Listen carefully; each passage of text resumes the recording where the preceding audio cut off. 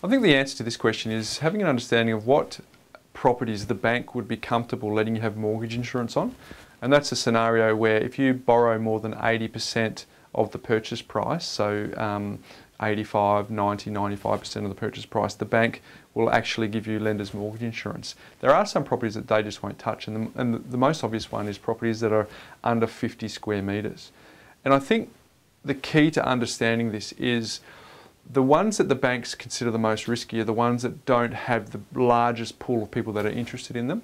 So the first thing comes to mind, properties under 50 square metres, maybe student accommodation, holiday let, commercial properties, something where if they are in a position where they have to put the property back on the market because of some form of duress that the investor has, they want to be confident that they can actually get a quick sale.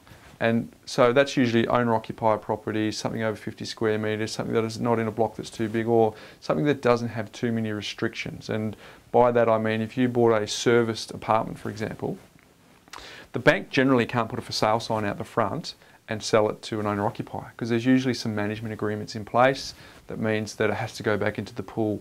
So they consider that a little bit more risky. So the advice when it comes to investing in property is, in my opinion and my experience, buy something that the banks would be comfortable giving you mortgage insurance on, because that's a really good way to work out if the general marketplace has a large pool or whether there's a small niche pool of buyers that are looking to buy that property. Because then if you go down the track and you want to buy multiple properties, when it comes time to revalue against that property, you might find that you hit some glass ceilings. You've got some equity in the property, but the bank says, look, the property's a little bit risky for us. We're not prepared to lend any money on that, or we're prepared to give you a lower LVR.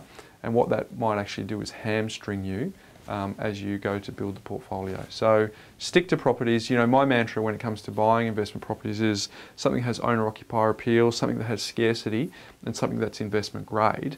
And it's interesting that of those properties, the banks would lend for lender's mortgage insurance. So look for properties that the bank will be happy to do that with.